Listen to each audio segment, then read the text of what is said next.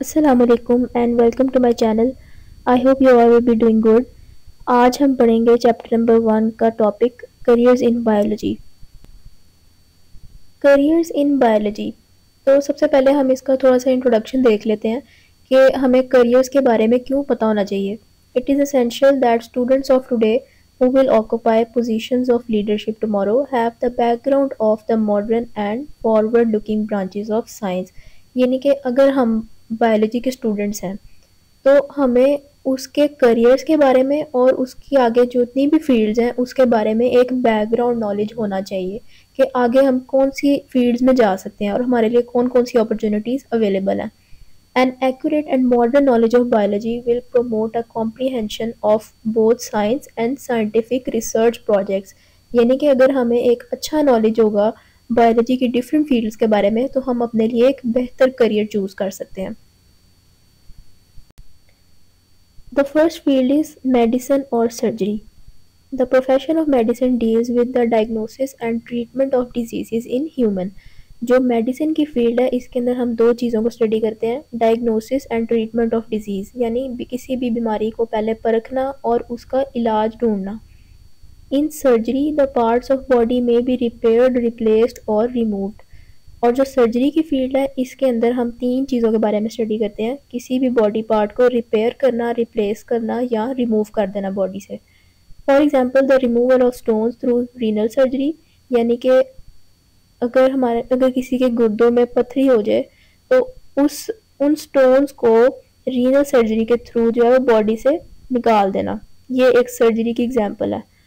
Transplantation of kidney, liver etcetera, यानी कि transplantation हम कहते हैं किसी भी पूरे बॉडी ऑर्गन को बॉडी से निकाल देना और किसी और डोनर का जो किडनी या कोई भी ऑर्गन है उसको वहाँ पे रिप्लेस कर देना। Both these professions are studied in same basic course MBBS and then students go for specializations।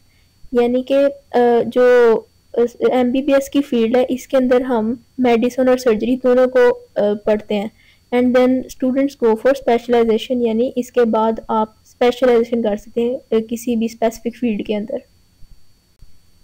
Next जो फील्ड है that is fisheries.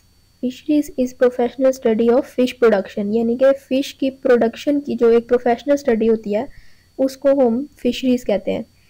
There are departments in Pakistan where professionals of fisheries are employed, यानी कि पाकिस्तान में ऐसे बहुत से departments हैं जहाँ पे फिशरीज़ के प्रोफेशनल्स को जॉब दी जाती है।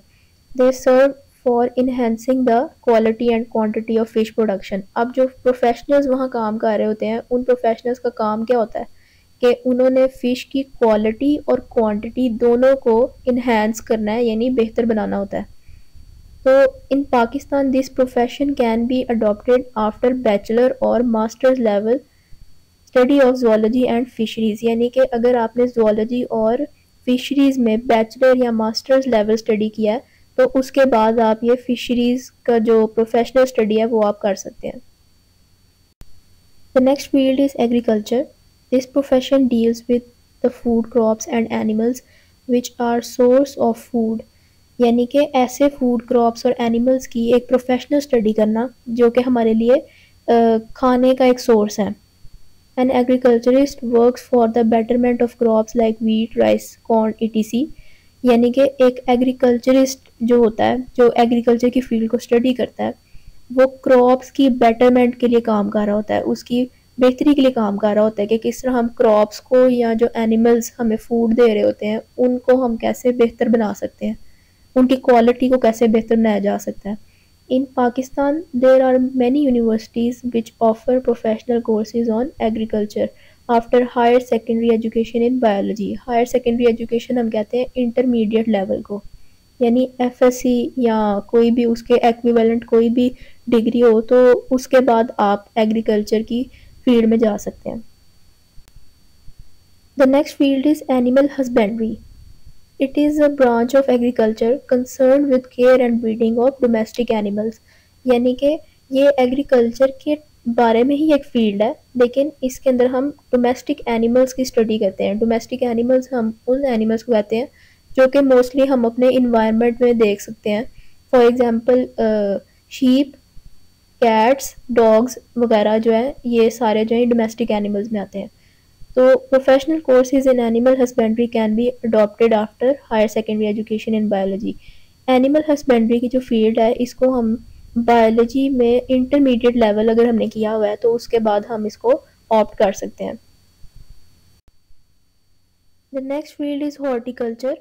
It deals with the art of gardening, यानी हॉर्टिकल्चर एक ऐसी फील्ड है जिसके अंदर हम गार्डनिंग के बारे में स्टडी करते हैं। A horticulturist works for the betterment of existing varieties and for the production of new varieties of ornamental plants and fruit plants. ornamental plants हम कहते हैं जो कि हम डेकोरेशन वगैरह के लिए हम प्लांट्स यूज़ करते हैं, उनको हम ऑर्नामेंटल प्लांट्स कहते हैं। एंड फ्रूट प्लांट्स यानी ऐसे प्लांट्स जिससे हमें फ्रूट मिलता हो। तो जो हॉर्टिकल्चरिस्ट है वो ऑर्नामेंटल प्लांट्स और फ्रूट प्लांट्स दोनों की बेटरमेंट के लिए काम करता है, दोनों की बेहतरी के लिए काम कर रहा होता है। तो biology students can adopt this profession after their higher secondary education, यानी कि अगर आपने बायोलॉजी में हायर सेकेंडरी एजुकेशन की हुई है तो उसके बाद आप हॉर्टिकल्चर की फील्ड में जा सकते हैं। The next field is farming. It deals with development and maintenance of different types of farm.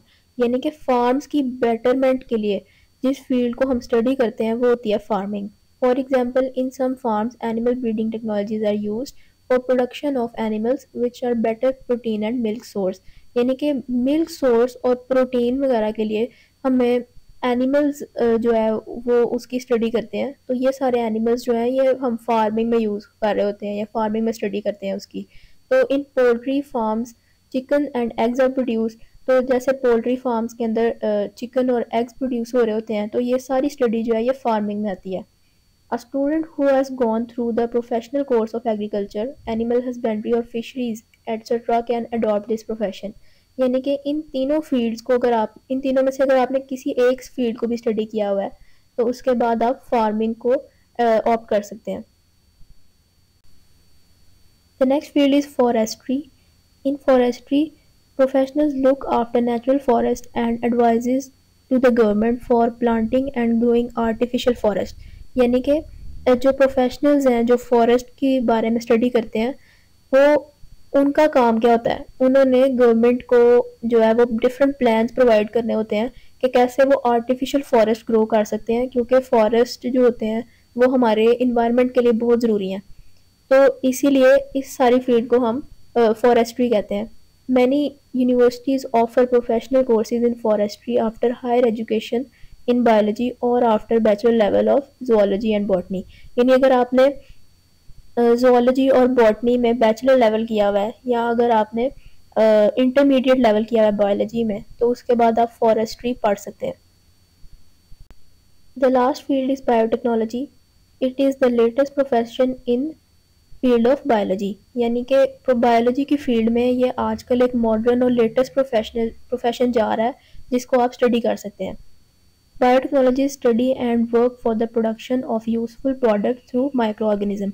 अब बायोटेक्नोलॉजिस्ट जो होते हैं जो बायोटेक्नोलॉजी को स्टडी कर रहे होते हैं उनका क्या काम होता है कि उन्होंने माइक्रो ऑर्गेनिजम्स को यूज़ करके डिफरेंट यूजफुल प्रोडक्ट्स बनानी होती हैं जो कि इंसानों के लिए बेनिफिशियल हो।